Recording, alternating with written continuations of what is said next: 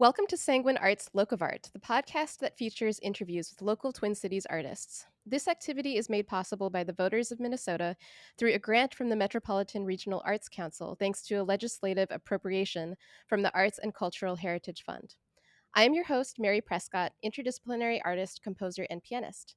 Today, we are speaking with artist and painter Syed Hosain. Syed is a working artist and stay at home father who lives and teaches in Minneapolis. Born in Pakistan, Syed explores unfixed histories, traditions, and constructions of Middle East geography and his own Muslim identity through painting. Process and material driven, Syed builds up rich surfaces on canvas, creating a tension between recognition and obliteration.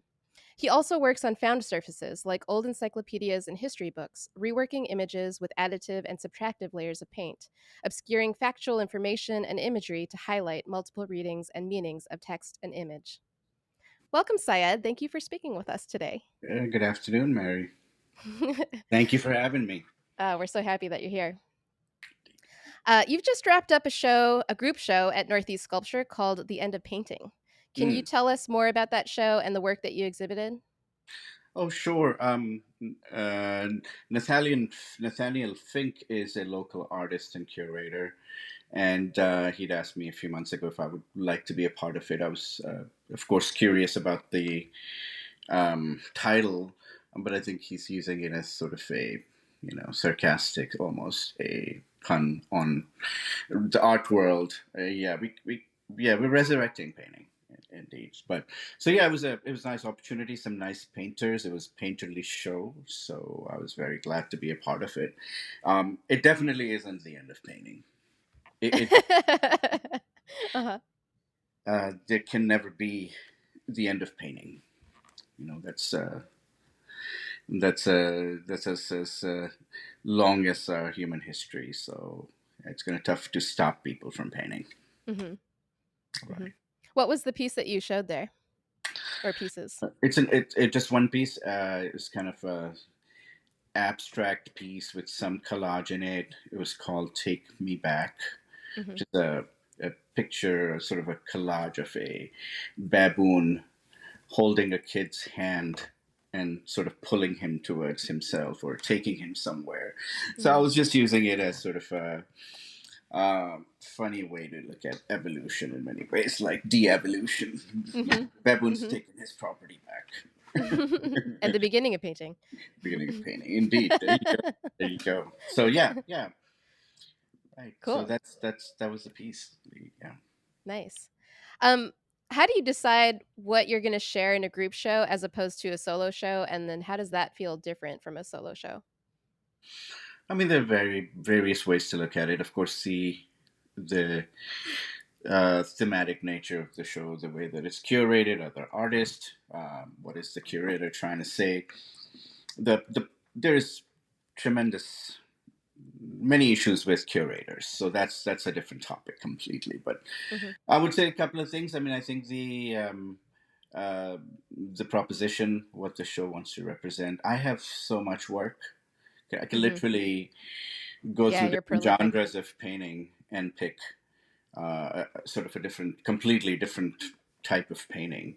hmm So yeah, I'm pretty easygoing about it. I let people choose the work because if hmm they're going to write about it, they might as well just pick, I give them a hmm choice of paintings. Yeah, so hmm it's mainly about what the show is about, how they're curating it, and narration and all that. It's generally at this level, it has some sort of ironic or political leaning to it, just like the end of painting is kind of a weird statement to make as painters. It's kind of pessimistic, but interesting. So yeah, yeah, those things are primary, I suppose, in terms of what work I want to show. hmm Um, yeah, and then I get to show what I want to show in my own show. As Right. if I'm having a solo show, I have a little bit more hmm control over what I want to show and how I want the show to be. hmm do you tend to share a mix of old and new work, or do you skew all new or all former? I always like to mix it up because I hmm always think the exhibition that I'm having, it's sort of a retrospect because it could be Uh-huh. the last one ever.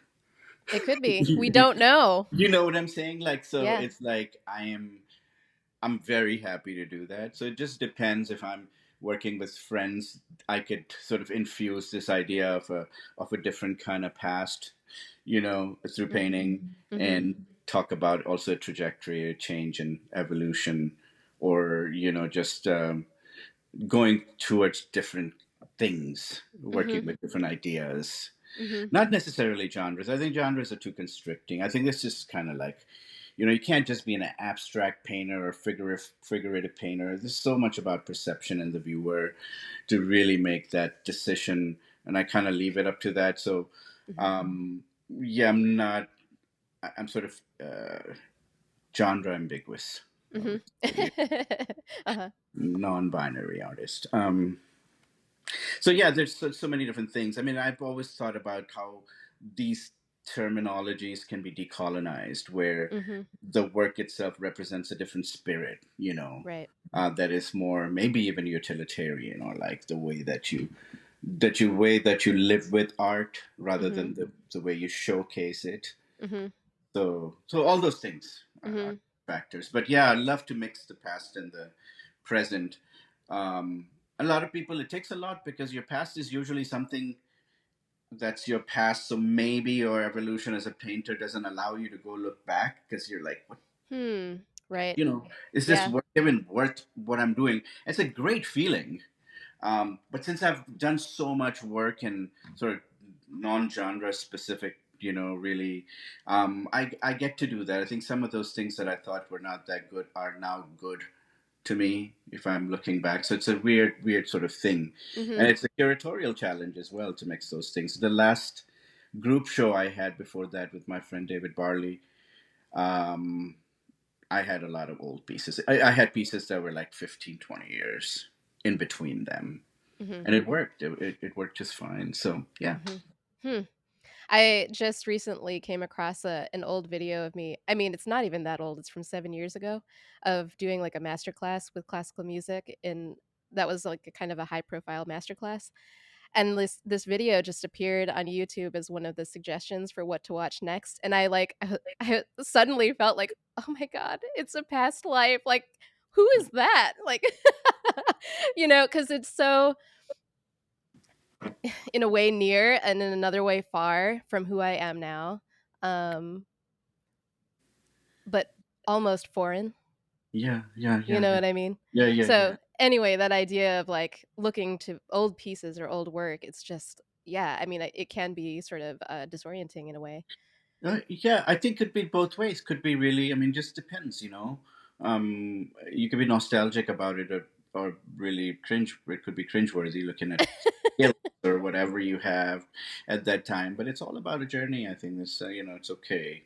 Yeah. And I think you like those things for different reasons than you made or intended to make them for. You know what I'm saying? Uh Like, you're huh. like, well, Yeah. I For didn't sure. think of it this way.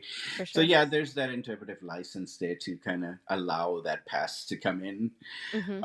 Or if there have been moments where I would have liked to burn down everything, Uh literally. huh.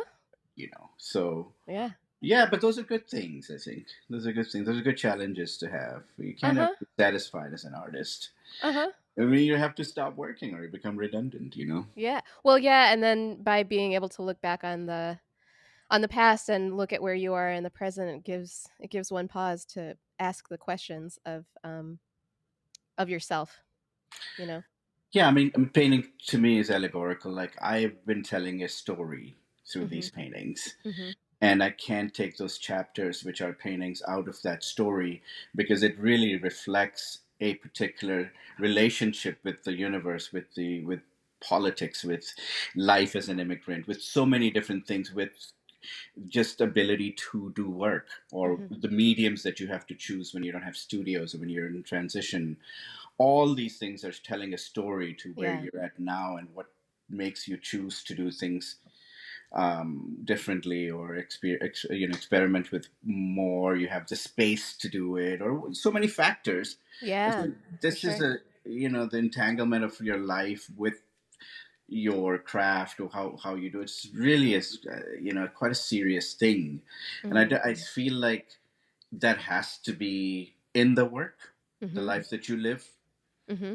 dislocation, whatever those political elements are, whatever those real life issues are, they have to do it. Because for me, painting is the retreat to regurgitate all that into something that I can maybe control a little bit. Mm, mhm.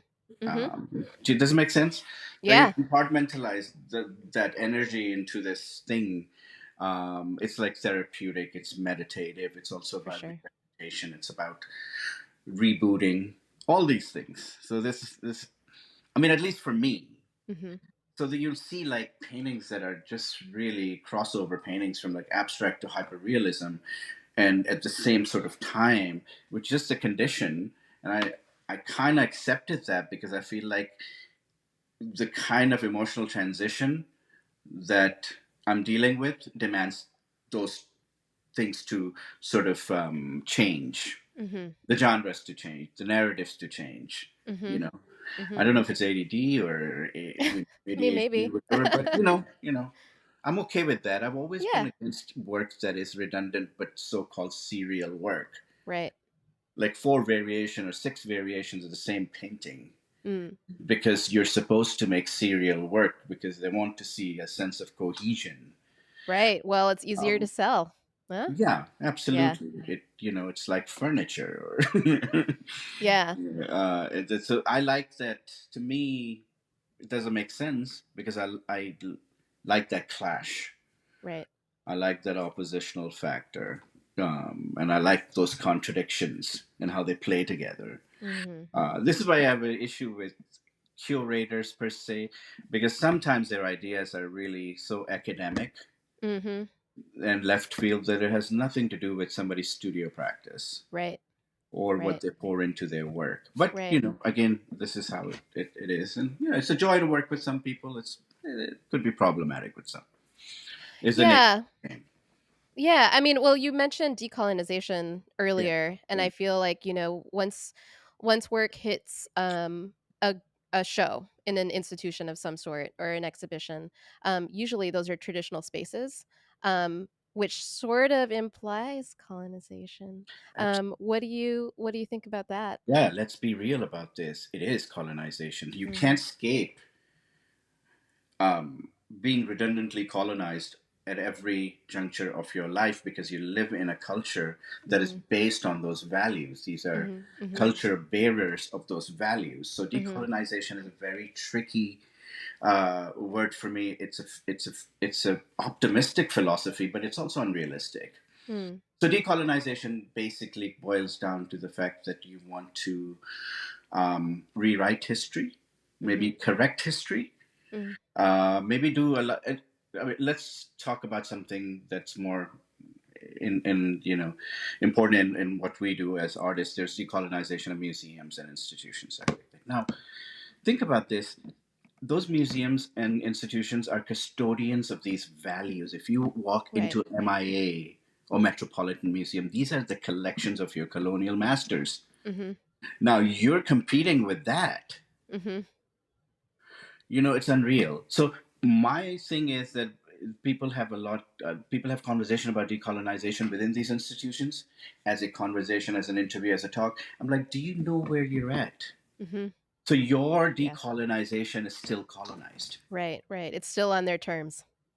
Yes, because you're still operating in their house. Mhm. So you could be hardcore about the ideas of decolonization and equal equity, but I think more importantly, what you want to do is look for, and I say this with all due respect to my white brethren, you have to decolonize the white psyche, Mhm. right? That's a monumental task and unrealistic task. Mm, mm, You can make symbolic changes in institutions and window dress, the ideas of agency and equity, but they're not real. And we know this because we operate within those things. mhm, Yeah, it becomes problematic. I think the ideas are great. I think decolonization is a great idea. mhm, Pedagogical decolonization is even more fantastic since after COVID, right? mhm. Because all these things that were previously traditional Mhm. in terms of teaching methodologies and how we deal with a lot of different things kind of fell on their head, and we were like, Yeah. well, now is a chance Yeah. sort of think about these things and how we approach education or the art world or all these things. So, Right. um, yeah, there were some divine forces working in terms of sort of, you know, reevaluating our methodologies in general. So we can do that if we have our own institutions. Then we don't talk about decolonization, we talk about emancipation. Mm. Then we're like, emancipate. This is our museum. This is our Mhm. gallery.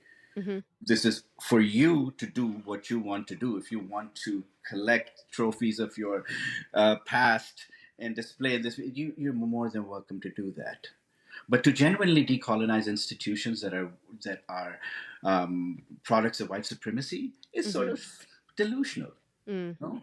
Right. You could be Right. doing a lot of amazing things in terms of your own decolonial activism, Right. because you can decolonize your visual vocabularies. Mhm. You can think about other things that you do. You can, think about the clothes that we wear and stuff Mhm. like that. So decolonization can be a seriously microscopic look at everything that we're doing and where we're doing it, Mhm. and then evaluate the reality of decolonialism. Mhm. It's not. Yeah, I don't know. I'm not saying don't do it. I'm just saying let's We think still about want, it. like, a little bit of progress in there. Yeah, we want progress, but we Yeah. want progress, that is actually meaningful. Right, So exactly, yeah. painting murals in South Minneapolis after COVID and after George Floyd is not meaningful. What is Mhm. meaningful is to provide agency and equity for people who live in that neighborhood, Mhm. talk to them, babysit their kids so they can go apply for jobs, Mhm. help them with basic necessities, clean their shops, which some people did. But the whole activism foray was about painting murals by art students. This is okay. I just, a little confused. Maybe I'm too old Mm. get this shit. But I was like, wow, okay. So there's that. Yeah, that's a really kind of a segue from a small topic to a very large topic of art Well, it's a activism. huge topic, actually, and I think, it takes so much time to wrap one's head around it, and we can't do it alone.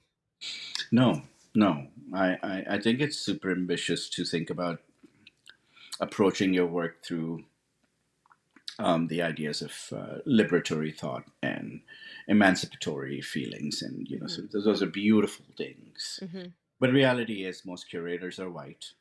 Reality is most institutions are white and are supported by really corrupt businesses like ExxonMobil and all these. So this reality is that okay, you can do a lot, but you can't change the master's house. You can try because Mm. you're working and operating within the house. If you like, you have to succeed.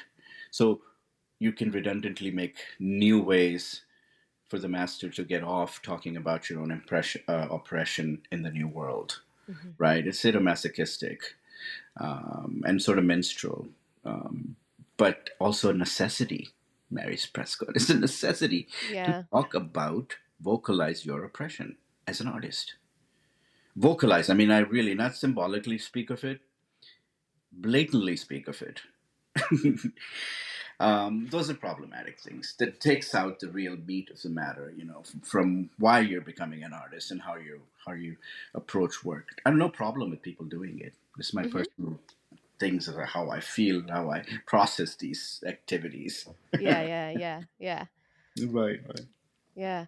Um, so where would your ideal place be to show your work, I in that framework of emancipatory No, thought? because I'm not expecting utopian Right. utopia with where emancipation is the primary sort of objective.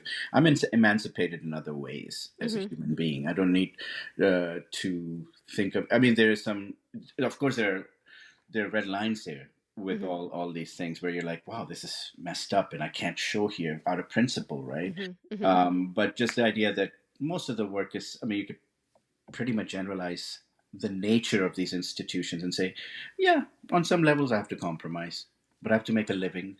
I have Mhm. to show work, Mhm. and I have to be liked by people who are responsible to commodify these objects.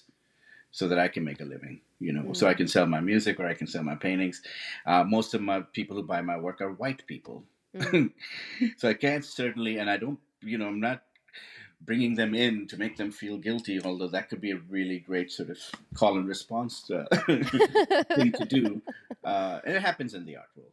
Yeah, yeah. That's rough though. So white guilt is a thing, and I just don't know how to channel it yet. Maybe I'm Uh-huh. doing it without knowing it. Or Uh, yeah, it's all kind of happening in the background tasks. yeah, it exists. It exists. It can attack. It can activate itself in weird and bizarre places. But yeah, Uh-huh. I don't. Uh-huh. I Yeah, don't. that makes me think of too, like, is it even necessary to show work? Like having that lens of other people on your work. Um, there's sort of a capitalist bent to that Sure, by sure. itself. Yeah, yeah, yeah. Every operation and contemporary human being is involved in has to do with capitalism. Mhm. There's no escaping it. We live in the mecca of capitalism. We live in Yeah, the for sure. most incredible experience experiment human beings are involved in with hyper consumerism and ADHD and all kinds of different things that we food that's not food, you know. And yeah, it's inescapable. Yeah. It's inescapable. Now I'm going to sound really like a 90-year-old grandpa who's just Oh, go for it.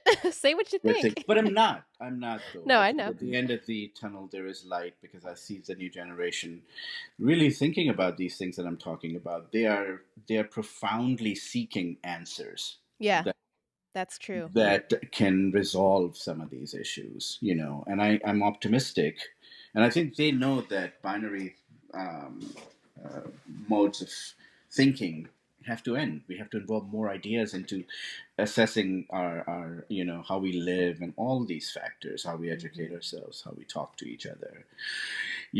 I've noticed a significant rise in people's nerves on like just driving or just dealing with people. It's just like Yeah.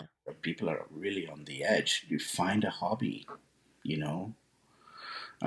So this is where it's at, but it's Mhm. okay because I think it's going to change. It has to change.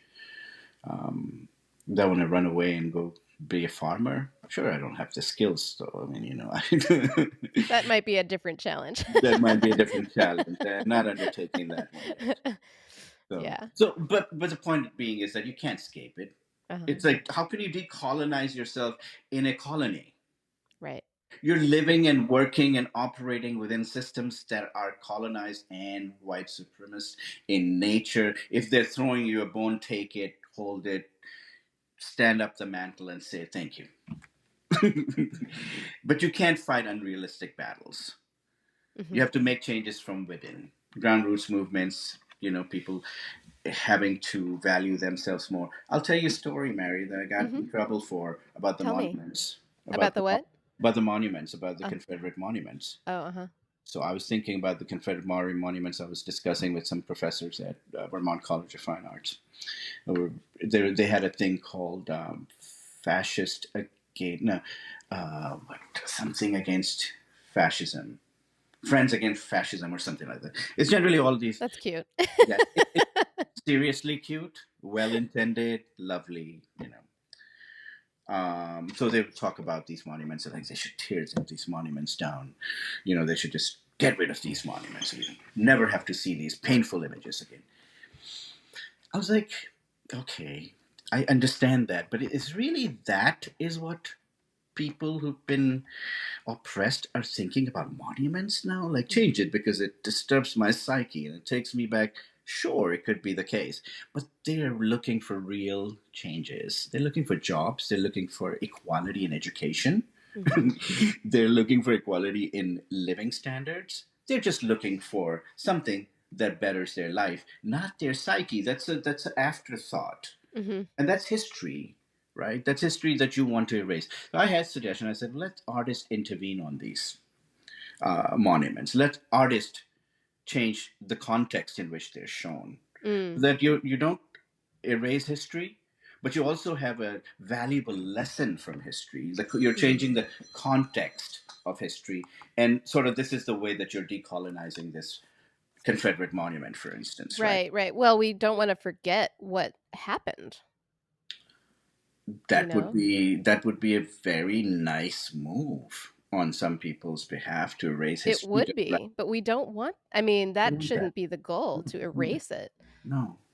A prime example is Germany, Mhm. where there's a reminder of Holocaust Right. every 15 minutes of a walk that you would take in Berlin or Munich or wherever. Mhm.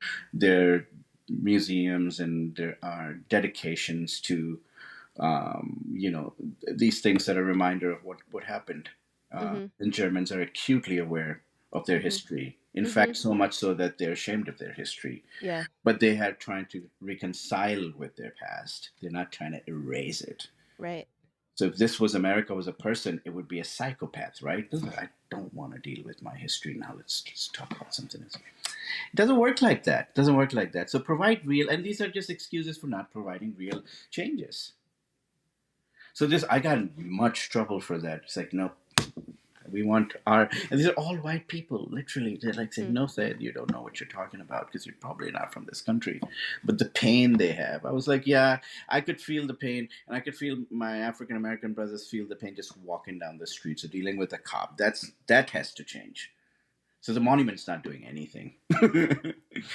So yeah, these are conversations I often have, but now I'm beginning to avoid them because it's just Mhm. there's no reason to do it anymore. Mhm. you know, yeah, and instead Mm. I try through my work I try not to be blatantly political about my narratives or my stories or whatever. They may be political in the nature of Mhm. where they're coming from, their evolution themselves, but I don't ever make an issue into my painting. Mm. Yeah.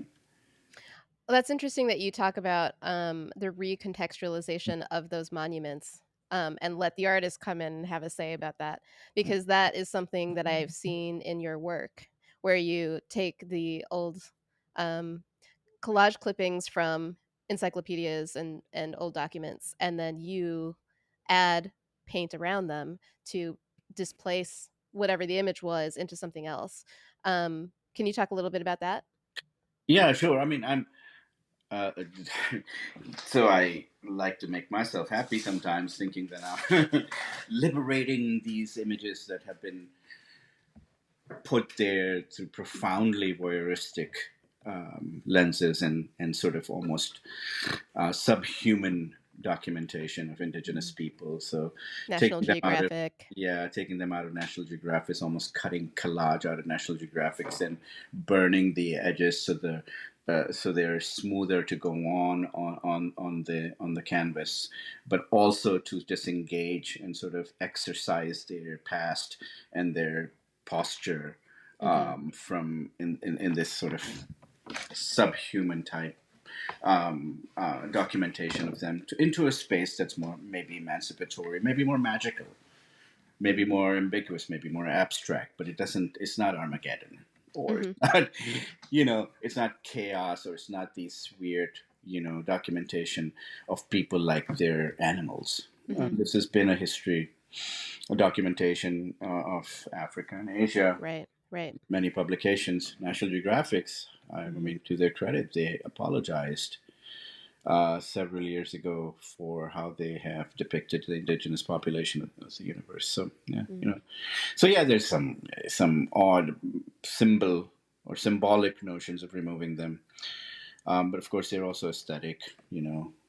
They could become highly problematic and political if you want to dig into the nature of collage and its colonial past and all these things. So Mhm. uh, Mhm. right, Can I ask, and maybe I'm not sure if you have an answer for this, but, going back to the monuments, yeah. what would you have done with a monument? Nothing, because I think that no, Okay. because I'm saying that is the right of the African American artist to do. I wouldn't see. This is the thing. They could have just bunch of kids could have just tore it apart with hammers, Yeah. nails, Yeah. act Yeah. sort of exercising the demons, whatever. Like I always think of this one monument in Mecca. Saudi Arabia, when we go to pilgrim, it's a pillar which is symbol for the devil, for shaitan, right? And there's a stoning ritual. Mm-hmm. It's sort of really beautiful symbolic ritual where you actually stone the devil, and devil is represented by this long sort of pillar type structure, right? So I think there's power in that. I think there is power in um, this idea of ritual, sort of regurgitation, sort of. So there are many different ways to approach it. And of course, you could definitely get artists involved in in commission artists who are very interested maybe to do these things. I think Latin American artists have done that. Mm-hmm. I think that I forget the name. It's not good. But she put it was a monument with a horse and a rider, and I think she put red tape around the entire thing. It was super powerful. So there are ways to do it. Right. Just that we have to think about these objects as not, as object that is deeply part of history. Well, that's why they don't want to teach you critical race history. Right. Why you want to know this, Mary Prescott? What are you going to gain from critical race theory? Mm. Only going to ignite a fire in you that's not good for us. Right. It's not good for the master. No, no, he's operating pretty well. His business is good. You got good business. Oh yeah, yeah. That's where we're at. Yeah. That's where we're at. Mm. Um, in September, Mm. you have a solo show at Suvac. Yeah, yeah. Can you tell us more about that? I don't even know my Okay. yet. I feel like September is like so far away. It's not. But not really far away. Not really far away. I think, yeah, I don't really know, Mary. I have so much to think about, right? And I know that those decisions are going to be procrastinated, and they'll be made in just weird, like ways I do things. Like I just like a last minute, I'll be like, oh yeah, I made 20 paintings. Like, sure, 10. Which 10? And then I'll just panic and just pick things and let's see how it works. So it could be just random. It could be like really a thoughtful sort of process for me.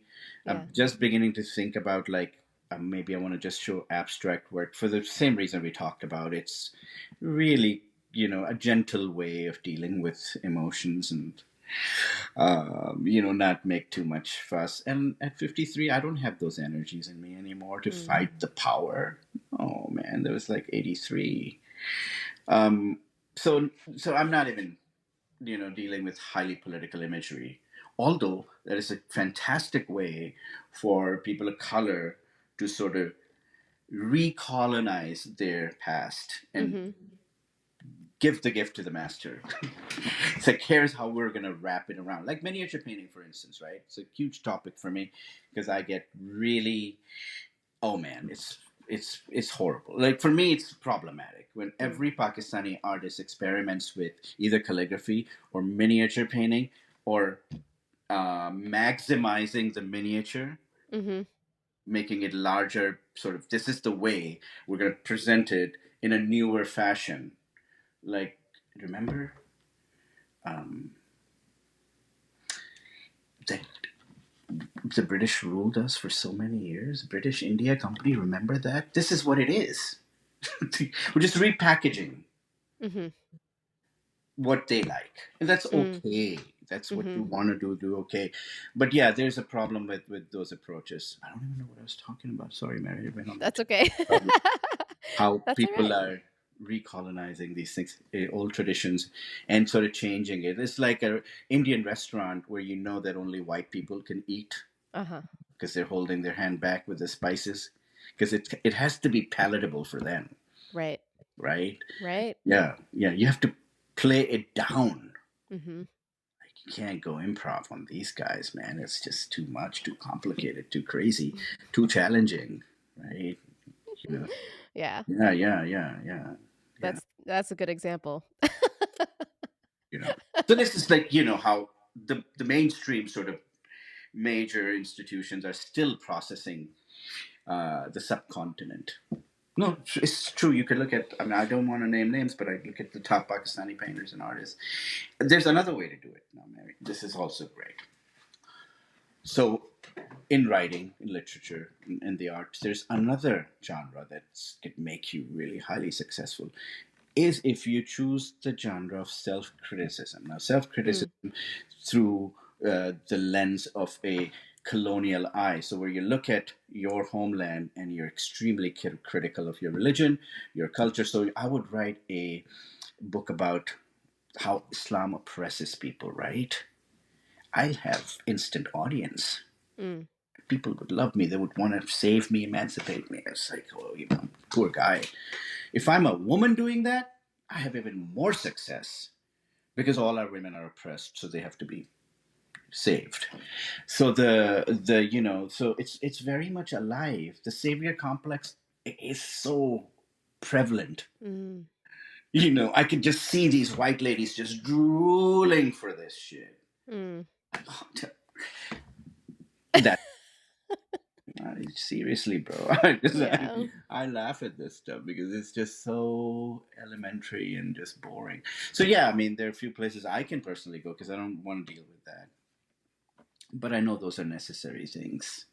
Um, if you look at some authors in literature, people um, who have sort of come out of Islam or left Islam and have no qualifications to about Islam or anything could write a book and could be the bestseller. So Mm, those are really like uh, right. how the engine works. So you can understand now, like, and these are liberal people who are buying this stuff. It's not like because the conservative doesn't care; he hates you regardless, and he Yeah. tells you that he does it, and I'm cool with that because at least I know the line not to cross, and I appreciate that honesty. Mm, Give or take, I'd either rather have that than that passive aggressive shit that's been happening. That happens here in this state. Can I say it? mm. Can I say it? You can say it. Oh yeah. So this is yeah. It's you can never make a bad painting in Minnesota. Every painting is great. Okay, thanks for coming to my studio. Appreciate it. I'm so great. Yeah, highly problematic issues. Mm. But hey, and ride the wave. Now I want to see the show. Yeah, I don't know. See, I even when I'm not thinking about them, I'm thinking Yeah. about them. You see Oh, how it works? absolutely. Yeah, Even when I I'm get it. not thinking about it, there's a beautiful phrase that I kind of stole from somebody, and it says, "Even when I pray, I scare you. Hmm, Even when I pray for you, I scare you." hmm, And I have a painting of like the surveillance picture of Muslims praying in a like a little hidden area. But that's what it is. mm, It's like we are not used to the strange mm, yet. So there's so many questions of how to become an artist with these things. These are all weapons for you to mm, use. mm. That yeah. I can't talk too much about this. Some secrets I have to keep. Keep them. Keep Yeah, the ones that you want to keep. oh, yeah. Can't give out everything. Mhm. um, well, this is sort of along the lines of what we've been talking about. But Yeah. you've mentioned that you are heavily invested in creating a framework for Islamofuturism as Right. an ongoing research project. Can you Yeah. tell us more about that? Yeah. Yeah. So Islamofuturism sort of popped up right after the term Islamofascism came through. Right. Hmm. You remember in the right after 2001. Although the term Islamofascism is far older, I think somebody coined that maybe in the 60s or the 70s, but it was reimagined and reframed after 2001 as a new sort of concept like this, neo Islamofascism. Mm, So when it came out, I've always been thinking about Afrofuturism a lot, and I think that those sort of meditative values of Afrofuturism and sort of taking yourself out of the equation and being independent in the way that you do, be completely unframed from the colony or the slave master, and just be you and not have to make them into a part of your work or your dialogue, hmm right? hmm Even when I'm saying this, hmm I feel like, and very candidly, I feel like there's still a part of this dialogue. It's inescapable. Mm. In my not doing it, I'm doing it. Anyway, so Islamofuturism would be sort of the same framework as Afrofuturism, with emancipatory themes of imagining a past or a future that is far more promising, equitable for you, that offers you equality or agency. But it's a format sort of like how Afrofuturism was for somebody like a Coltrane or something. So when Coltrane goes on a 9 or 8 minute improv that's completely out of the world, is that true emancipation, true liberatory thought, uh, sort of almost transcendental Mm. feeling. That's Mm. where the Islamofuturism comes from, because we have to sort of really honestly think about ourselves outside the frame of terrorism and Mhm. outside the framing of oppressors or the clash Mhm. of civilization mythology, and all these things, and feel independent thinkers where our religious values, our cultural values are part of how we work and how we do things.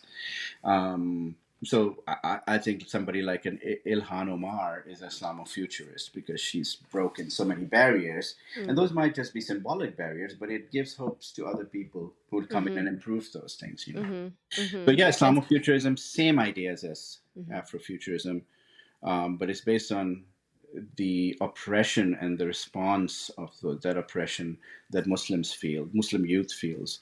Mm. You know, I know this personally because I've felt it. I've had it as a Muslim. My kid has seen it. So Mhm. I've told you the infamous story about the school a while ago. But yeah, some crazy stuff. So to combat that, you have to have framework and medium that allows you to escape those other factors. Mhm. And so this it's a process of classification of your Mm. work Mhm. and the themes that affect your work and what inspires it. And those are, Islamocentric in a lot of places, and that has to be exposed. That has to come out, and that has to be celebrated. Mm. And it's Mm. not often celebrated. In fact, the Muslim in me is the place that you know that art world doesn't want to see. you know so those Yeah. are the things that we're combating, and giving platforms for kids to write, play music, do whatever they are doing, but take pride in their cultural values, and make sure that the new America that you want to create has your own culture in it, Mm. and it's a Mm. part of it, Mhm.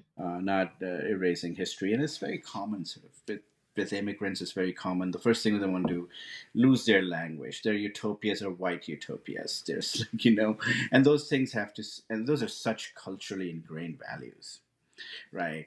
So Islamofuturism also is combating those things, you know. Mhm. Yeah, that's simply, it's a platform for critical thought, Mm. you know. And it includes the decolonization of narrative, of contemporary narrative, and the way that the Muslim persona is constructed. And so we are the ones who have to reconstruct it, right? We're not asking anybody else to do it. If we want to be defined differently, we have to define You it. have to do it. Yeah.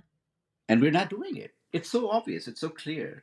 But I feel like a lot of creative process is now this merger, and not even a merger, but a departure from your cultural values to a Eurocentric value, to a liberal American value that Mhm. sort of is a model that everybody sort of can accept. You're not challenging Mhm. anybody by accepting. Mhm. Mhm. Dogging your culture is paying off for a lot of people. Yeah. Like, if no, forget it. I'm not going to do that. I'm not going to use it. Gay analogy would be funny. It's not cool. Okay. If Thank you're a you. South Asian Muslim and you're gay, you want to write a book, I'll guarantee you people will read that. Mm.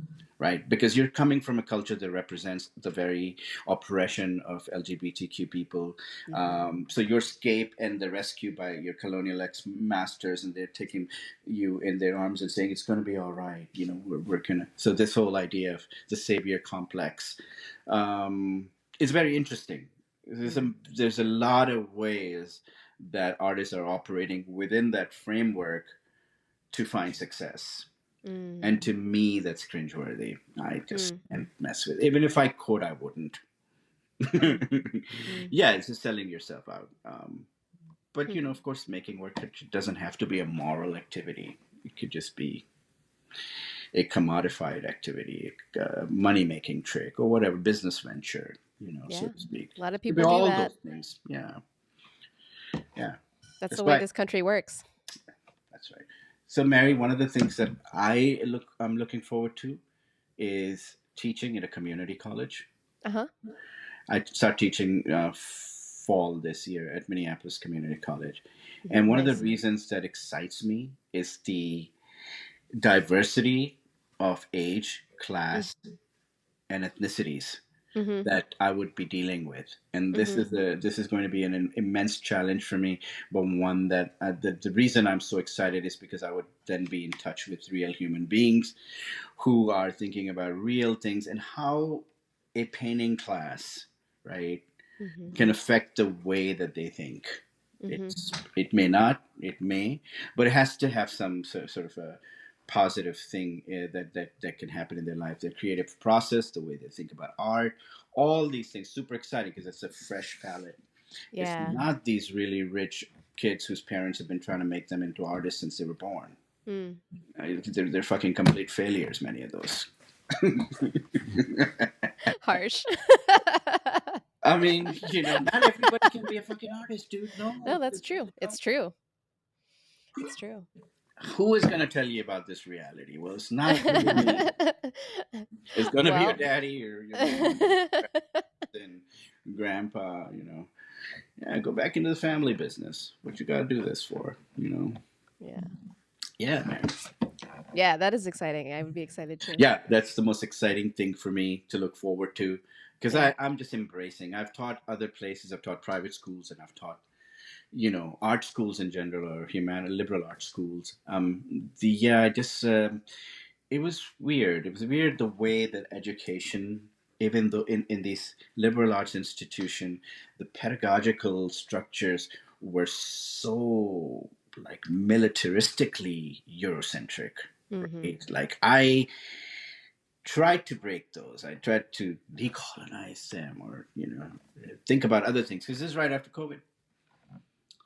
And it doesn't work. It doesn't work in those institutions that have had a tradition of these things. So some oddball from Pakistan is going to come and say, "Hey, you got to think of art differently now." Suddenly, I'm not going to treat you color theory because there is no such thing as a color theory.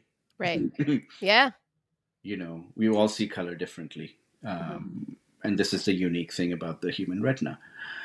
So all introducing all these ideas to challenge their fundamental sort of views on things and how they lead you to sort of um, strangle that creativity that you have because you have all these formulas.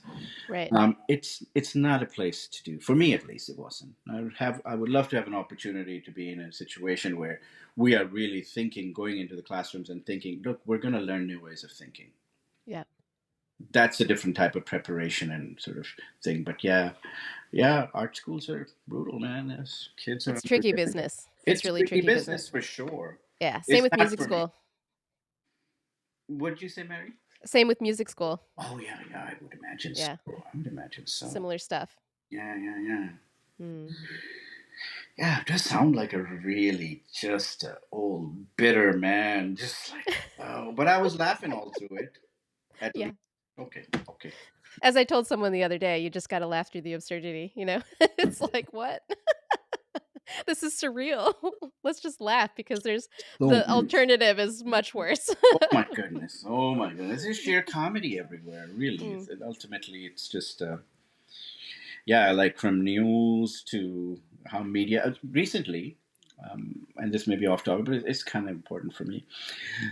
We had major upheaval in Pakistan, right? Mhm. It was a very major problem. And I won't go into detail of what the truth of the matter is, but I just looked at the coverage in America and Mhm. I was like, what hole do these people live in? Like, Mm.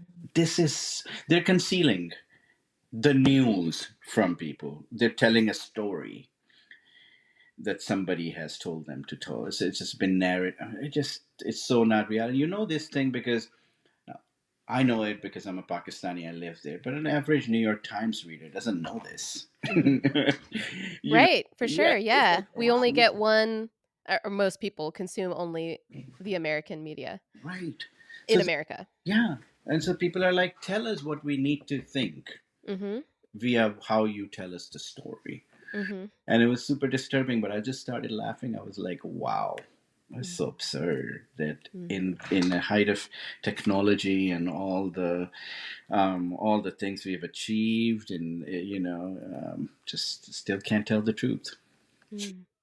Truth is inaccessible. It's crazy, but if it's inaccessible, we are so lazy that we're not going to even try. It's really hard to dig deep for Yeah, that stuff. And it's to it's well, and once you do, it's like, well, what is actually it's the more real. confusing actually if you go to the rabbit hole. It gets Yeah. crazier. Yeah. So you can understand for like people who don't know, just like all Mm. these things, yeah, and all the propaganda and everything we're being told about how the world is working. Yeah, man, the empire's at work, so like solid, like systems are Oh so man, you smoothly just said working. it. The empires are at work. No, it just yeah, Ugh.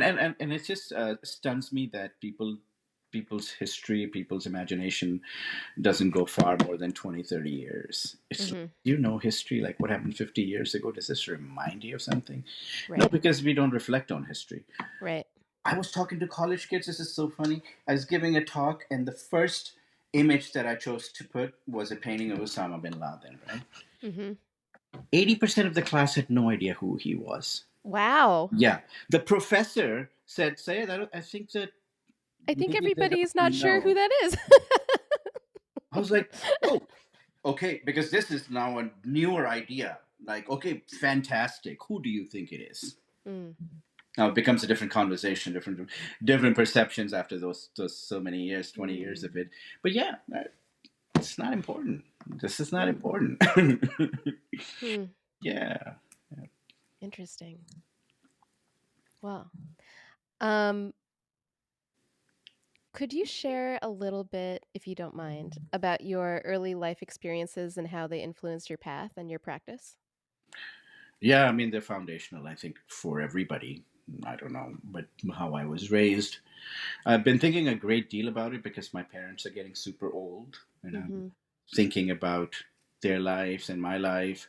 And I grow up, and I'm over 50 now, so it's compelling to look at those things and think about your own mortality and stuff. So yeah, I mean, I had a wonderful childhood. I was raised by a large family where my uncles and aunts lived in the same house as we did. My dad is the eldest son, so he was responsible for everybody, getting everybody on their feet. Now, this is they came to Pakistan around the 50s when the partition happened in 42, 47. I'm sorry, I should know this. So a few years after partition, not right away. So they escaped that struggle, and the loss of life that people experienced during the partition because both sides were going the other directions and Mm. riots and stuff. But so the country was new, was super prosperous for my family, for my dad's physician. So the whole family lived in our house. I was raised around my cousins and my brother. Who's older than me is 9 years gap between us. So there wasn't much with them, with my siblings. It was more the cousins who were my age. Mhm. Yeah, and we got into trouble. We did a lot of amazing things. You just think about what my son does at 15 and what I did at 15. It could be 1,000 years apart. Uh-huh. Yeah, yeah, yeah. Just different type of upbringing. The hand was always involved, like with the games, with like body and like going out, nature, Yeah. riding your bikes, and all these Yeah. things. It was Yeah. a different time. It was a beautiful time. Mm. Yeah, I had a lovely childhood and happy child, and was encouraged to be creative, which is sort of rare in Asian families, South Asian families. Mm. I kind of consider myself the black sheep Mm. because my other siblings are, doctors and, highly successful people. And I I've always wanted to be nothing but an artist since I was born. I was young. I was drawing at a young age, and I was sort of encouraged to, because I think my parents kind of sort of fulfilled their desires with the other siblings, Mm. so they were okay to let me play that role. Mm. And I've always been thinking about creative things rather than like math or all these other things. So to go to school, well, I had to be a good student, but never had any interest in medicine or any kinds of other things. In fact, I my goal was to do nothing. Uh-huh. Yeah, I've kind of succeeded in that. Yeah, if I can be fair. If I reflect, Oh, you work very hard, I know. I don't work hard. I work because it's something. This is a really interesting because I was thinking about what motivation is. Motivation Uh-huh. is something that you have to have when you are doing things you don't like. You don't need motivation with things that you love. Mhm. No motivation needed. I don't have to motivate myself to paint. I can't wait to paint, right? Or I Mhm. can't wait to get involved in this exercise. So motivation is kind of tricky in that sense. But I'm not motivated to do other things, Uh-huh. like go to the grocery store or Yeah. just But waste you the do time. it. I try not to. I really, that's malls and grocery stores. These Yeah. things just are scary for me. It Uh, takes me away from my center, right? It's like not the world I want. But I have three kids, so I have to do certain things, and I embrace it. I just find humor and all these things, and I ride with it. mhm. But yeah, I mean, just the foundational like aspects of how I was thinking was trying to avoid doing things, trying to avoid being a doctor or trying to avoid being a student, trying to avoid things and just like kind of do things I like to do. And because I was the Mhm. youngest sibling, I got to do it for a long time. Oh, you're the youngest? I'm the youngest, yeah, Uh-huh. of Me too. six kids, yeah. Mm. So yeah, um, Well, it's. congrats on doing nothing. I would take that again. I don't want to be reincarnated as a caterpillar or some butterfly. I will take, but uh, Well, it's the same thing, isn't it? exactly. um, Just gotta wait a little while. Gotta wait a little bit. Yeah, I mean, it's strange because you know you're not raised in that culture with the aspiration that you're going to be an artist. You're raised in that culture to be a doctor, an engineer, somebody Yeah. to make a decent living, and the Yeah. prospects of decent living comes from these professions, not by being an artist. Nobody knows Mm. a successful artist. A successful artist didn't exist when I was growing up, Mm. right? Successful artist with their sort of limits of success would be to become school teachers and poorly paid guys who dedicate their lives teaching kids how to draw for like 50 years and then die in poverty, that sort of thing. So it Mm. wasn't the safest thing for people to allow me to do, but my parents were very generous and they were like, yeah, yeah, okay, you can fail. Yeah, Mm. don't worry about it. Well, We're not expecting nothing from you. So, you could go ahead and experiment with things, and we know that, find things that you love to do. that's an Um, interesting framing of that. yeah, no, it has to be that way. If you're a serious artist, I can guarantee you there's not much else you really love to do. Like, I know music Yeah. is your life. I know music drives you, is the, it's the food for your soul. And it's not, you don't need motivation. You need motivation to when it's framed as something of a job, that's when you have to motivate yourself to finish things. But Mhm. to do that particular act as an instinct, Right. that is what makes you Right. human. Right. The creative act You itself. don't need that motivation for that. Yeah. So, yeah. Yeah. Yeah. Yeah. Um, what brought you to the Twin Cities? Oh wow. Yeah, my brother lived here, and Mhm. my uncle had settled here since the 70s. And there was a mass migration happened in the 80s, mid 80s, where my family, who was living in India, my mother's family, my maternal side, and Mhm. us in Pakistan, we decided that we were going to migrate to the United States because Mm. things were getting really difficult back home. For people who Mm. are educated classes, were really suffering because there's military and there's all kinds of political upheaval, where it Mm. was difficult to sort of get higher education or for professionals anyway. So My dad worked for the American Embassy. He's a physician for them, so it was an easier route. Mm. I never wanted to come here. Huh. I really didn't. I miss home, and I loved my friends, and I loved what I did there, how I kept myself busy and doing things. So it was difficult for me, but I think my brothers kind of embraced America because they were at a different age. So it was the 80s when it started. Mm-hmm. But my parents didn't move till mid 90s. So it was just Mm. us kids. I came here. My brother was here. He was going to Mankato State, right? Mm-hmm. And he said, okay, so um, you come and stay with me in Mankato. And then he told me something strange. He said, you are going to live with a host family. Uh-huh. And the host family, you're going to have to call them mom and dad. Oh, that's different Yeah, or unexpected, I was perhaps. 16 and a half, bro. Wow. And I was like, mom and dad? Whoa. What? That's not who they are. No, these are strange, Meters are strange Lutherans. Mm.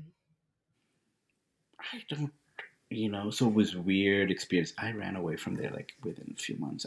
Really? I was like, not for me, homie. Yeah. So I took a bus to Minneapolis, and then I called my parents to send me some money. Enrolled in University of Minnesota, uh, got an apartment. Mm. That began sort of my journey here. Mm. And in '96, I left again. I left for New York, and then came back in 2012. Mm. Mm-hmm. So yeah, but Minneapolis has always been a place, and I'm not just speaking for myself. You can always come back to Minnesota. Mm-hmm. Minnesota will be there. It'd be hospitable for you. Not the weather, but it, The other it's, stuff. it's a fantastic place to Yeah. raise kids. Yeah. No doubt. I mean, you were raised here. You turned out to Mm. be okay, Mary. Yeah, Um, I think so. so this is, But you don't know about yeah, all of my skeletons. we all No, I'm have just them. kidding. I'm just kidding. But, you know, your skeletons are not holding you back from coming here and sitting and talking to me, right? That's Yeah, that's yeah. what we want to Yeah, we're focus on. good. But so it was a strange place, but it was a lovely place. Having lived on the East Coast, I decided that if I have kids, I can't raise them in New York Yeah. City. Yeah. First, I can't afford it, right? Mm. Even if I afford it, the lifestyle is going to be super crazy. We'll be like this close to each other all the time. Mm. The kids are going to be losing their innocence soon as they walk out to the subway. You Mm-hmm. know what I'm saying? Oh, the Like they front don't. door. Yeah. Yeah, it's like I said, okay. So I know this one place where I went to college and stayed here for a little bit, Minneapolis, and came here.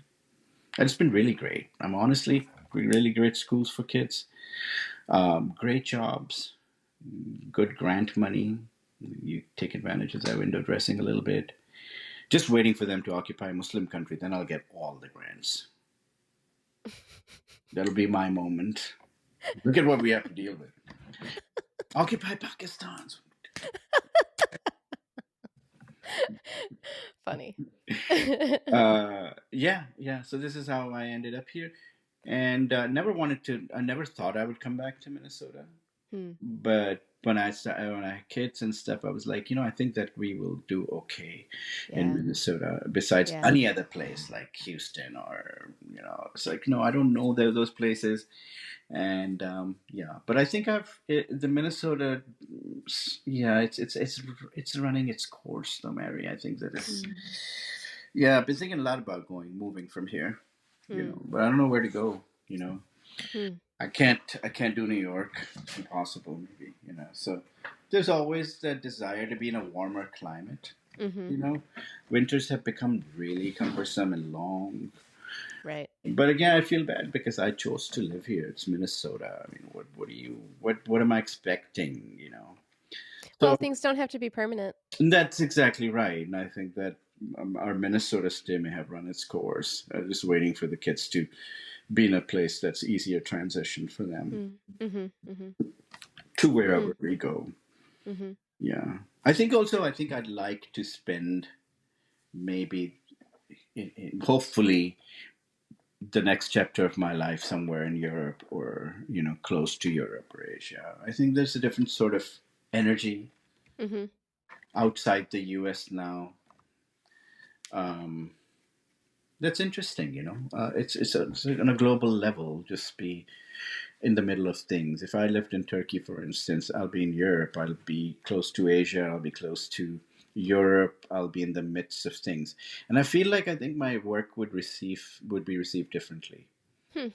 Um, I've had chance to show abroad, but I think as a working artist somewhere in Europe, or even in that area where, in that region where you have a little bit more exposure, different point of views, variety of ideas, and a spectatorship and expectations, I have to try to do that, for my Hmm. work. Mm-hmm. Mm-hmm. So I think about that, but who knows, who knows? Hmm. Yeah. So, what was your experience of the Twin Cities art scene when you first arrived, and what kind of shifts have you noticed since you've lived here? Yeah, well, Twin Cities was incredible because it was not just the art scene; it was the punk rock scene. Yeah. It was Well, that's part of the amazing. art scene, right? Yeah, yeah, Yeah. absolutely. But specifically music. I discovered Uptown pretty early, and it was all. And I mean, it was amazing. It was really at the peak of its cultural sort of existence. It was just a lot of things were happening. Prince was happening, and Mm. punk rock was happening, and Baldies were happening, and it was a very vibrant scene and Yeah. innovative and Yeah. sort of like cutting edge and breakthroughs and all that. So it was fantastic. It was a wonderful time. So this is from like 86 to 90, 93, 94. So a pretty good chunk. I stayed here after I graduated from college for a while. So Uh-huh. yeah, really, truly fantastic. I love Minneapolis, but then I was young and I was like thinking of New York. Yeah. I need to be in New York. And the 90s in New York, out of control, fantastic, man. It was incredible. It was still New York. It Yeah. wasn't an amusement park. It wasn't Well, it's a crazy. different kind of an amusement park. Yeah, yeah, yeah, yeah. It truly is. Literally, the I lived above Russ and Daughters in New York. Did I? Oh, wow. Uh-huh. Well, not exactly above Russ and Daughters. I lived above the Army Navy store adjacent to the to Russ and Daughters, right? Uh-huh. And Cat's Deli was like a block and a half away from me. For $800, I had a pretty decent sized studio facing Canal Street. I'm facing Houston Street, Mhm. right on Houston and Essex. Mhm. And now the same apartment, a friend of mine was saying that he's looking for places in New York in the Lower East Side and around that neighborhood. A studio, right? A studio is $4,000. Yeah. Yep. Uh, so, I mean, of It's a course, crazy rental market. Oh, well, and just real estate market in general. yeah, yeah, Yeah. yeah, yeah. So impossible for families to survive like that. It's unfair. I mean, Well, and really listen, difficult for artists too, yeah, you know? it's not. It doesn't make sense. I feel like I could do it in other places. I don't have to be in the middle of New York City. I Mm. think it's a blessing that I left because I think that I would have been burnt out already. So I think more in lines of like maybe Europe, Antwerp, or like Berlin, or Amsterdam, some place like that. And my default would be Istanbul or around Hmm. Istanbul because it's so Hmm. cheap, affordable, wonderful. People are great. You're in the Mhm. middle of Europe. You can literally drive to Slovenia. You have so many places you can go. So many cultures to explore.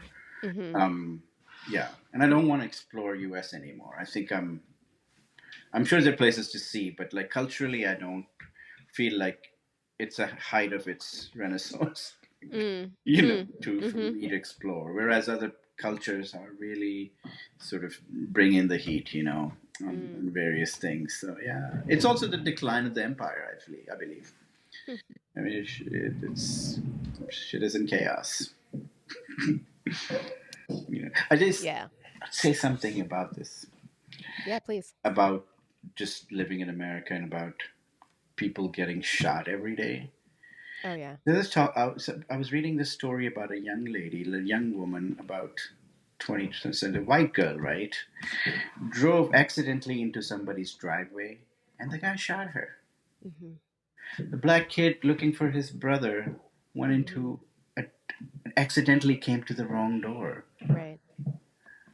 The dude stood up on him and shot him. This is happening every day. Shootings. So I'm like, there was my kid's school was um, on a lockdown for like a few hours because there was a carjacking outside and kids were carrying Jeez. guns. So it's like, if I can't send my kid to school, I'm not being overly sentimental about it. It's become such an American value, like these Mm. school shootings and stuff. There's like very much as a fabric of how we are, you know, navigating through our cultures. Like this is such commonplace thing. Mm-hmm. I don't know. As a parent, I'm like, I don't know, man. It's just getting a little too much. So, all kinds Man, of yeah, for issues sure. with this, and it's just coming to the point where it's like I'm thinking about the mental and physical well-being of kids who were raised, not just my kids, but as a generation of kids. COVID did a number on them Mm-hmm. already, two Mm-hmm. years, and then this. Mm-hmm. It's a little hard. I don't know. I want to save them from this trauma. My daughter was saying to me, so like it's pretty scary. I didn't make Mm. much of it because I'm not prepared for that conversation. I don't know what to say, man. I don't know. Well, yeah. School I shooting. mean, What? what can you How am I going say? to resolve this? Right? You Not can't going to send ensure that she's school. going to be safe. And that's, You know how? as a parent, that's so hard. That's what I'm saying. So I Mhm. said, give them all the guns, ban the bullets. The Second Amendment, right? The Second Amendment promises you the right to bear weapons. Nothing to do with bullets. Mhm. Have the weapons. We're just not going to manufacture bullets anymore. Can you imagine the black market for For bullets? bullets. And you become a bullet I'll manufacturer. be a trillionaire.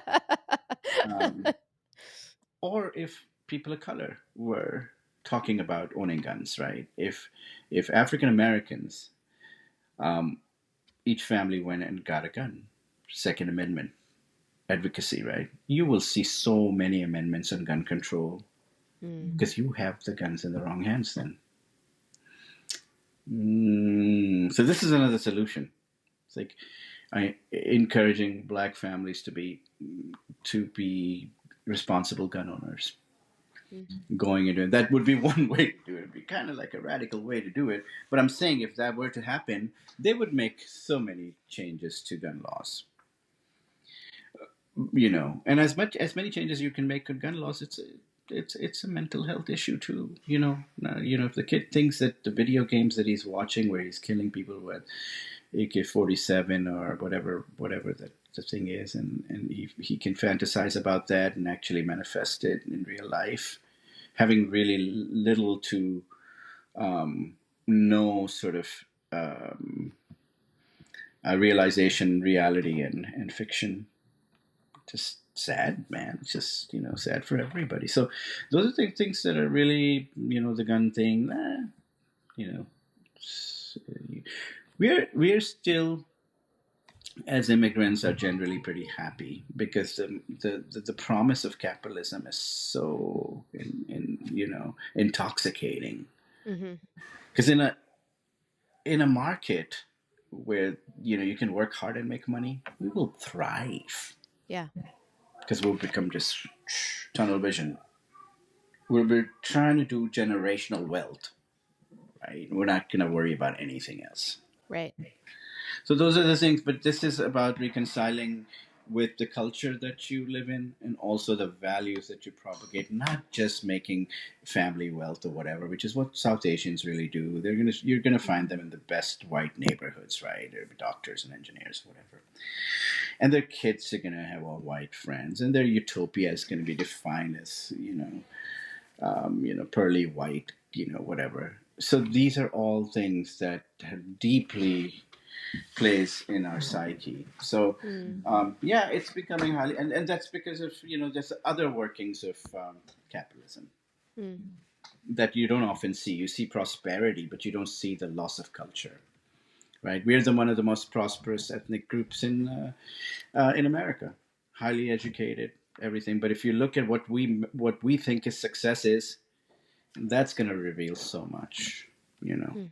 loss of language, loss of culture, a total embracing of the false idea of what being an American means. Theologically, philosophically, what American means is a merger of whatever culture you're bringing into a new way of life, right? Where you're able to earn a living, you can make money, whatever. That is not happening anymore. It's also a cultural sort of loss. You know Mm. about this. You know all about this, yeah. So yeah, this is all like it's things that I think about as a father, not so much as an artist anymore. I think it's far more important to think about it as a father or a political Mhm. activist. Mhm. Yeah, yeah, Mm. That was kind of along the lines of my next question, but um, I'm going to move on to another question, which was, you also live in a multi-generational household. yeah, Would you mind sharing a little bit about that and how you're able to balance family care with your practice? yeah. So my parents are not here during the winters. They left. They're going to come back. So I do live in a multi generational household where my mother-in-law lives with us. I have three kids, and my parents also live here. Mhm. And so it's super cohesive. There's some issues, not major ones. I just want to be able to help my parents age Mhm. in Mhm. the best possible way, and the best possible way for them to achieve that is to be around their young grandchildren, Mm. and that's sort of their motivation again. And it takes motivation to get up in the morning when you're old, and and things like that. Have that uh, accessible to them, which is one thing that is very much against individualistic values in America. Like we're not messing with that. Like parents, I tell people that I live with my mother-in-law and my parents, and they're just like, how are you still alive? I'm like, it's precisely because of that I can talk to you or go to Mhm. the Mhm. studio or be able to buy time for myself, because there's other Mhm. family that I trust can hold on to watch my Yeah. kids or do things or Yeah. whatever. So yeah, I think I thought about it in a very organic way, like, Uh-huh. and it's been fantastic. I mean, I'm glad that my parents and my mother-in-law is here and they talk in our native language. The kids are, you know, still have an attachment to their culture. Mhm. So these are things that I highly value. I think this is, it's very Mhm. possible that they can embrace both those cultures. But I Mhm. also understand the dilemmas of this multiculturalism, and the Mhm. confusion for first generation kids who are born here, because they're dealing with a bizarre set of expectations from their parents, Yeah. Yeah. unrealistic too. Right. Uh, And the rest of their community outside of the family. Absolutely, absolutely. There's a lot of judgment in that. So um, for me, I'm advocating that because of those first generational issues, one of the ways to deal with it, navigate, is to use your creative outlet Mhm. to become involved in creative thought, creative process. So you can deal with the trauma of being first generation, having to deal with multiple expectations that are completely at odds with each other, So imagine the reality that at home and outside, like, it's just like, it's such a huge contrast. And I'm trying to provide a space in the middle for them, whether it's a transition space back to the culture or to becoming less cultural, more American, Mm. whatever is in their fate. But it has to be accessible to them in order for them to be able to at least say that we had the opportunity, Um, yeah, no, absolutely. That's the goal. Thank you for sharing that. Yeah, Um, absolutely. what or who are you inspired by? So many different things. Mhm. So many things. Sometimes just a TikTok video of a parrot Yeah. cursing his master. Things that are really like just anecdotes for humanity, or a kid dancing freely. It's magnificent to see him just not give a damn about anything else, and it's just really like feeling something, right?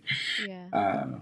There's art all around us. It's how we sort of process it, and the moments that are there. And moments are everything. Like, we're working on these objects that are just moments.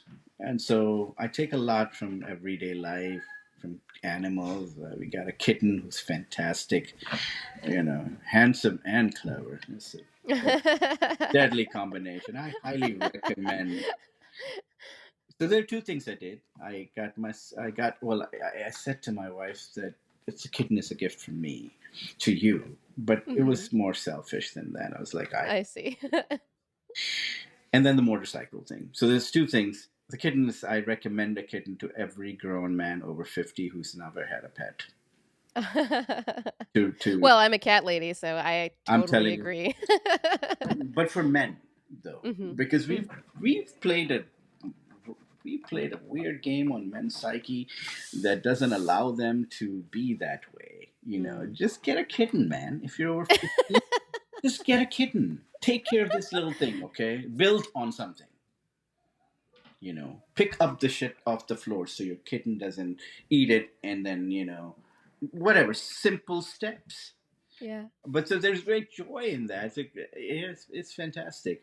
And then Yeah. my recent sort of thing on motorcycles pretty interesting. I was like, yeah, you know what, I'm going to maximize my summers here. And one of the ways I would do it is ride a motorcycle. I'm not crazy speed freak or anything. I'd go around the lakes and stuff like that. Yeah. And eventually maybe a South Asian motorcycling club. Oh, there So you go. I got two of my friends from Pakistan Hmm. who are involved now. I've registered them, and we're all taking basic motorcycle training, Great. all three of us. So I'm just looking forward to the social experiment that's going to happen when they see the three of us. Hmm. But at least it's not flying school, because that would be a different thing. That Just might motors. might be. But you Yeah. could drive motorcycles into places. You know what I'm saying? So this is going to be a very interesting experiment. So we're going to learn how to ride bikes. Well, And I maybe think I that's will. pretty fun. I think so too. Maybe I'll just get the kitten somehow involved in this riding bike. You got to get like a tiny little helmet and a sidecar for the Yeah, kitten. yeah, That's what absolutely. done. Done. Absolutely. So yeah. Cool. So I mean, in all seriousness, my inspiration is sporadic. It doesn't have to be, but inspiration comes in all faces and all Uh-huh. types. It could be just something titillating, semiotically, or whatever, like or image or whatever. So it's all kinds of different things. My imagery is a collection of all that I see. It's not a particular dedicated surface that's hanging on a wall or or sculpture. So it's so many different things. That's why this whole idea of abstraction to me is very interesting, because it's redefining how we're looking at objects and looking and perceiving abstract stimulus, and how we are then thinking about what it means, because we're always looking for meaning, right? So Hmm. the idea of these abstract paintings is to trigger a response from the viewer to decide what they're looking at. So Hmm. I think I've told you about this idea of pareidolia and epiphania. Do you know these? So, I'm not sure if you have, but epiphania is a concept that, to give you a layman's example, it would be if you were looking at this at the clouds, and you see different forms and shapes, and your hmm. brain's going to tell you that these are shapes, these are things that you can see. Or you bake a piece of bread and comes out looking like Bob Marley or Black Oh, right. Jesus. Yeah, now I'm remembering you did tell me about this, but tell our listeners. Yeah, so pareidolia, epiphania are these phenomena that because our brains are functioning, their response to stimulus is to make sense of it. Hmm. The abstract imagery doesn't work because we're curious, what does it mean, right? So when they're looking at these abstract imagery, it's leading them to conclude that they're forms and shapes. And so it just sort of changes the way that they're viewing abstract imagery and almost transforming them into real things. So their narratives are completely different. Everybody's seeing completely different things, Hmm. and they're seeing different things on a daily basis. Hmm. I trick them because I also I bait them with collage and obscure them to the point where it's a smooth transition from sort of a highly pictorial, highly figurative image into complete abstraction. But that complete abstraction may turn out to be something highly figurative for you. because of Right. the way that you see. So those challenges are how I'm sort of feeding the spectatorship. To me, Mm. those are the most exciting ways. To me, if you're going to do something, if you're going to decide a painter, you have to be innovative. Otherwise, just stop doing it. If you're not doing anything new to you, then what's the point? And Mm. even if you're doing something new, I'm sure there are hundreds of other people, of millions of other people who are doing exactly the same thing. You just don't know of them, right? But your best thing is like this hasn't been used in art history as a concept of viewership or in contemporary art. Nobody's viewed abstraction with these means. How about if I infuse them as an idea of how to view paintings? Mm. And that could then transform what you see, and you can Mm-hmm. have your own narrative, and you can have a communitarian narrative, and you can discuss around what you see. Mm. It's like basic engagement, a deeper engagement in viewership. Having them just left with the pictures maybe not enough at this point in art history. So those are the goals. I don't know what I was originally trying to tell you, but kind of. But you got it out there, and that's what counts. Okay, okay, okay. That's great. Yeah. If people want to see your work or learn more about you, where's a good place for them to find that information? Instagram, Great. Syed_Hosain. Awesome. Yeah, I think that should work. Yeah. Great. Well, thank you, Syed. I really enjoyed speaking with you. Well, me too, Mary. Thank you for giving me your time and discussing issues of the Issues. world. And yeah, lovely. Thank you so much. I really enjoyed talking to you, Mary. Thank you. And thank you for listening. This has been another edition of the Sanguine Arts Locavart podcast.